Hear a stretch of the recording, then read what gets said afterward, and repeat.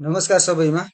हिजो मैले यहाँहरूलाई इङ्ग्लिस अल्फाबेटको ए देखि जेडसम्म क्रमशः कसरी 1 2 3 गरेर 26 सम्म क्रमशः कसरी सम्झिने सजिलै सम्झिने भनेर बताएको थिएँ।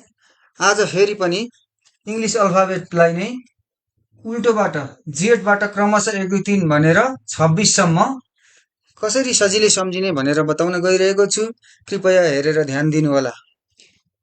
सर्वप्रथम सुरुमा हामीले ए देखि जेड अल्फाबेटलाई क्रमशः सुरुको लाइनमा ए देखि यमसम्म लेखौँ।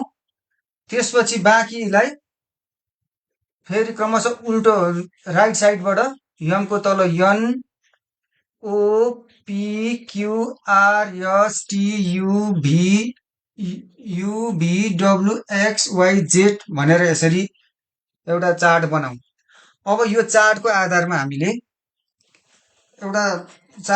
हामीले सम्झिन सक्ने फर्मुला क्रिएसन गरौँ, बनाऊ, जसको आधारमा हामीले ए र जेडलाई ए टु जेड भनेर लेखौँ, बी र वाईलाई बिवाई बाई भनेर लेखौँ, सी र एक्सलाई सिआरयुएक्स क्रक्स भनेर लेखौँ, डी र डब्लुलाई डिडब्लुआरटिएस डर्थ भनेर लेखौँ, ई र भीलाई इभिनिङ बनाऊ, एफ र युलाई फुजी बनाऊ, जीटीलाई जीटीजेड बनाऊ, अनि एचएसलाई एचएसबी बनाऊ, आईआरलाई आईआरडी बनाऊ, जेक्यूलाई जेक्यूमा गएर बसी बनाऊ, केपीलाई केपी ओली बनाऊ, यलओलाई यलओभी बनाऊ, यमएनलाई यमएनै लेखौँ। यति बनाइसकेपछि यसलाई हामीले केही समय दिएर मेमोराइज गर्नुपर्ने हुन्छ, अथवा तपाईँहरूले यो ओडहरूलाई चाहिँ यो बनाएको फर्मुलाहरूलाई चाहिँ तपाईँहरूले आफ्नो तरिकाले अझै सजिलो कुनै ओड छ भनेदेखि त्यसरी पनि तपाईँहरूले यसलाई डेभलप गरेर बनाउन सक्नुहुन्छ। अब यसको आधारमा हामीले के गर्न सक्छौँ भने, जस्तो ए सुरुबाट 1 मा पर्छ भने जेड कतिमा पर्छ भन्दाखेरि ए टु जेड भनेर हामीले मेमोराइज गरेका छ भनेदेखि अन्तिमबाट जेड भनेको 1 मा पर्छ भनेर सम्झिनुपर्छ, सजिलो हुन्छ। त्यस्तै बी सुरुबाट 2 मा पर्छ भने वाई अन्तिमबाट दोस्रोमा कुन पर्छ भन्दाखेरि वाई पर्छ भन्न सकिन्छ, किनभने बाई भनेर हामीले फर्मुला बनाएका छौँ। त्यस्तै सी सुरुबाट 3 मा पर्छ भने अन्तिमबाट 3 मा कुन पर्छ भन्दाखेरि एक्स पर्छ भनेर भन्छ, किनभने क्रक्स भनेर हामीले फर्मुला बनाएका छौँ। यहाँ सिआरयुएक्स आरयु लेखे पनि यो चाहिँ सम्झिनको लागि सजिलो बनाएको, आरयुलाई चाहिँ हामीले इग्नोर गर्नुपर्छ। सिआरयुएक्स क्रक्स भनेपछि यक्स प्रोनाउन्सिएसन अलिकति फोकस हुने भएकोले क्रक्स यक्स आउँछ, यक्स सम्झिनुपर्छ, सीको यक्स सम्झिनुपर्छ।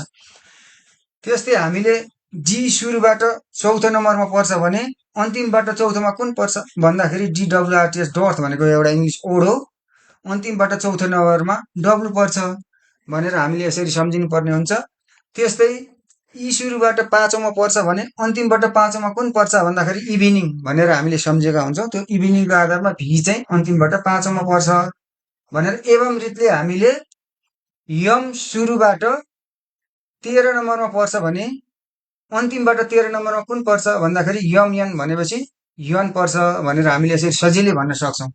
त्यस्तै हामीले सुरुबाट यन चाहिँ 14 नम्बरमा पर्छ भने अन्तिमबाट 14 नम्बरमा कुन पर्छ भन्दाखेरि यमएन भएकोले गर्दा अब उल्टो यता फर्किने, यम चाहिँ अन्तिमबाट 14 नम्बरमा पर्छ। त्यस्तै सुरुबाट ओ 15 नम्बरमा पर्छ भने अन्तिमबाट 15 नम्बरमा कुन पर्छ भन्यो भन्दाखेरि यल पर्छ, किनभने लभ अन्तिमबाट 15 नम्बरमा यल भनेर सजिलै भन्न सकिन्छ। त्यस्तै सुरुबाट पी 16 नम्बरमा पर्छ भने अन्तिमबाट 16 नम्बरमा कुन पर्छ भन्दाखेरि केपी ओली बनाएको छ नि त, अन्तिमबाट 16 नम्बरमा के पर्छ भनेर यसरी हामीले फ्याट्टै भन्न सक्छौँ। केही समयको प्रयासबाट नै हामीले सजिलैसँग हामीले चाहिँ उल्टोबाट पनि सजिलैसँग कतिौं र्याङ्कमा पर्छ भनेर यो दिएको तरिका अपनायौँ, ट्रिक अपनायौँ भनेदेखि सजिलैसँग भन्न सक्छौँ। अब त्यस्तै सुरुबाट जेड 26 मा पर्छ भने अन्तिमबाट काउन्ट गर्दाखेरि 26औं नम्बरमा कुन पर्छ भन्दाखेरि ए टु जेड बनाएको हुनाले अन्तिमबाट 26औं नम्बरमा ए पर्छ भनेर हामी भन्न सक्छौँ। अब एउटा उदाहरण हेरौँ, जस्तो के सुरुबाट कतिमा पर्छ 11औँमा पर्छ हो। अब अन्तिमबाट चाहिँ 11औँ स्थानमा कुन पर्छ भन्दाखेरि हामीले चाहिँ के गर्दै आएका थियौँ भन्दाखेरि सुरुमा 27 लेख्ने, अनि के भनेको हाम्रो कति हो त, के भनेको सुरुबाट 11 हो। यो 11 चाहिँ यसरी घटाएर 16 लेख्छौँ। 16 भनेको के हो भन्दाखेरि पी हो नि त। 16 भनेको गोपी भनेर हामीले अघिल्लो भिडियोमा बनाएको थियौँ। गोपी भनेर पी भनेको, 16 भनेको पी भनेर बनाएको थियौँ हो। यो पी चाहिँ अन्तिमबाट 11मा पर्दो रहेछ भनेर हामीले यसरी यसरी गर्दै आएका थियौँ। अब यो फर्मुलाका आधारमा चाहिँ हामी के भन्न सक्छौँ भन्दाखेरि केपी ओली भनेपछि के सुरुबाट 11औँ, अब केपी ओलीको फर्मुलामा पी आएको हुनाले पी अन्तिमबाट 11औँमा हुन्छ भनेर हामी यसरी सजिलैसँग बताउन सक्छौँ। धन्यवाद।